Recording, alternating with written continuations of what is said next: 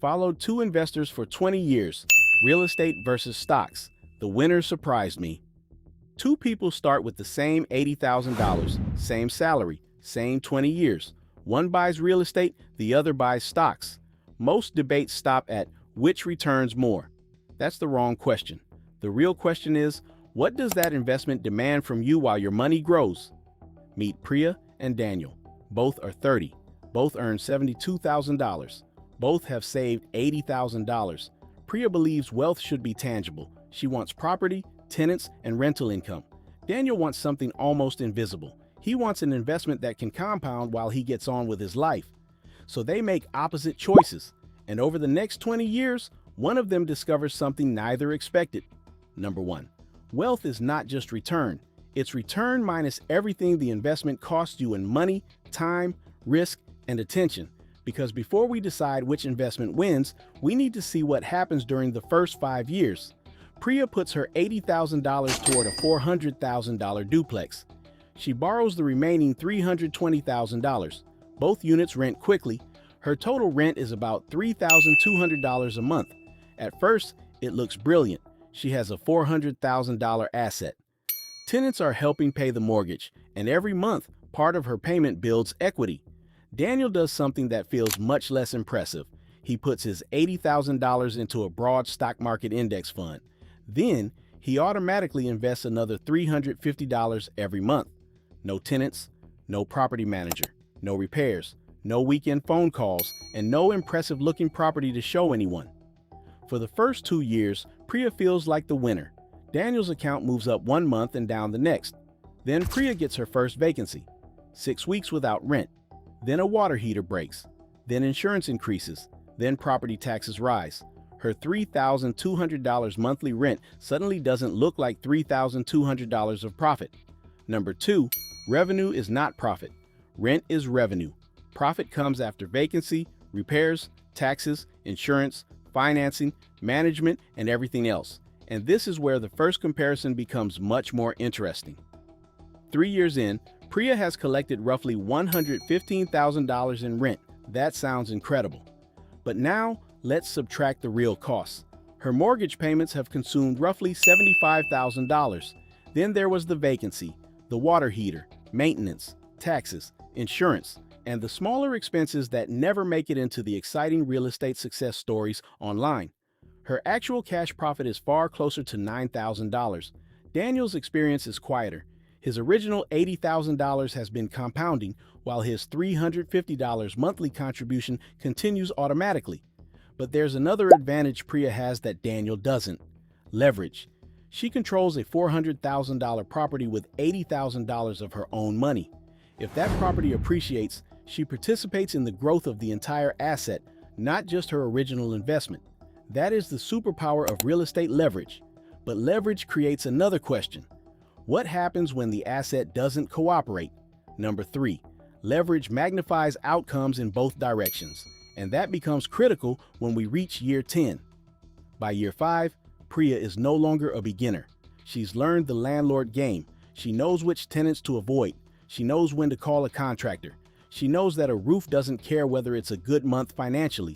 Her rent has increased, but so have her expenses. Meanwhile, Daniel has barely changed anything. His $350 investment happens automatically. He doesn't check his account every morning. He doesn't try to predict the next crash. He doesn't move in and out of the market because of headlines. And something subtle is happening. His investment gains are beginning to become meaningful compared with what he personally contributes. This is where compounding starts changing the psychology of investing.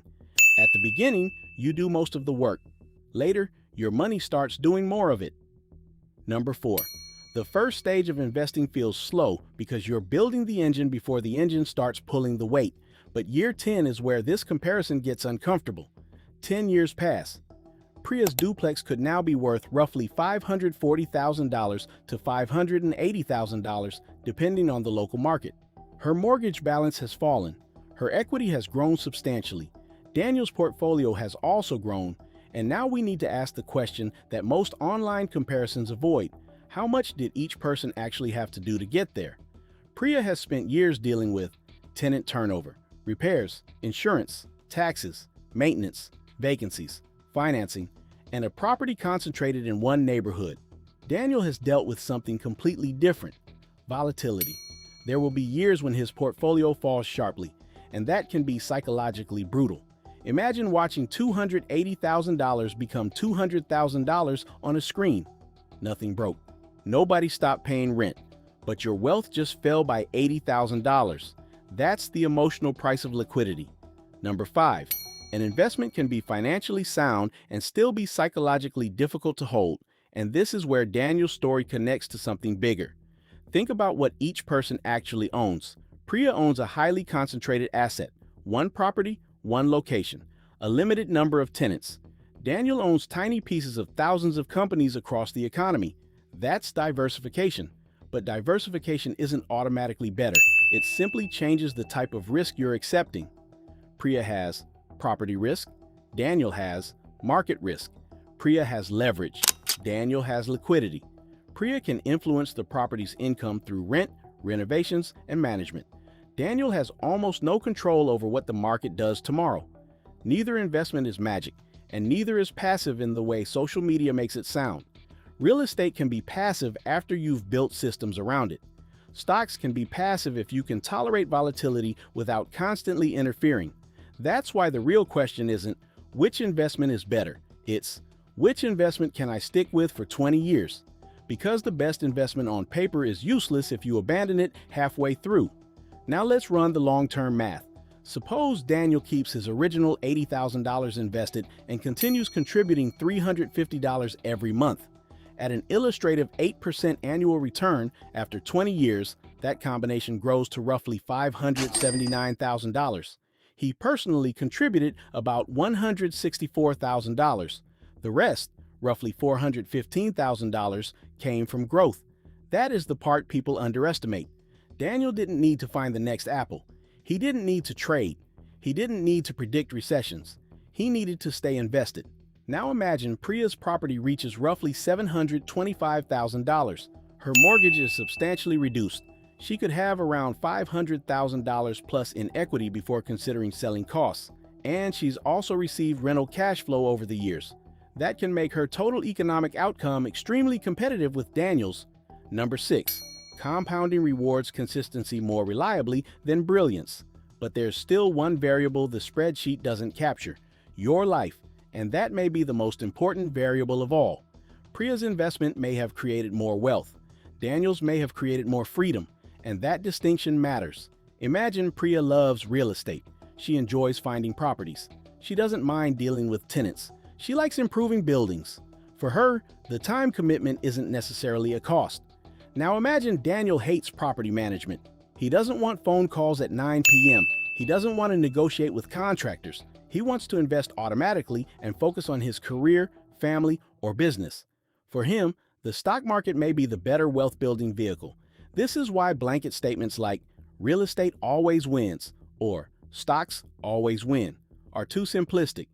The winner isn't necessarily the asset with the highest theoretical return. It's the strategy that gives you a strong enough return, manageable risk, reasonable costs, and a system you can actually maintain. Number 7. The best investment is the one whose risk you understand and whose behavior you can sustain.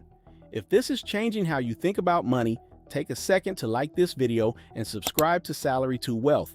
Every week we break down the financial rules most people never learn, but should. And remember the two people we started with: same salary, same $80,000, same 20 years, completely different strategies. The surprising lesson isn't that real estate beats stocks, or that stocks beat real estate. It's that both can build wealth when the investor understands the entire system. Your return isn't just the percentage on a spreadsheet. It's what remains after costs. It's the risk you can tolerate. It's the time you're willing to give. It's the taxes, the leverage, the volatility, and most importantly, whether you can keep going. So the next time someone tells you they found the best investment, ask one question: did you calculate everything? Because wealth isn't built by choosing the most exciting asset. It's built by choosing a good strategy and staying with it long enough for the math to matter. Takeaway: don't ask which investment wins. Ask which strategy you can afford, understand, and stick with for 20 years. And if you had $80,000 today, Would you choose Priya's real estate strategy or Daniel's stock market strategy?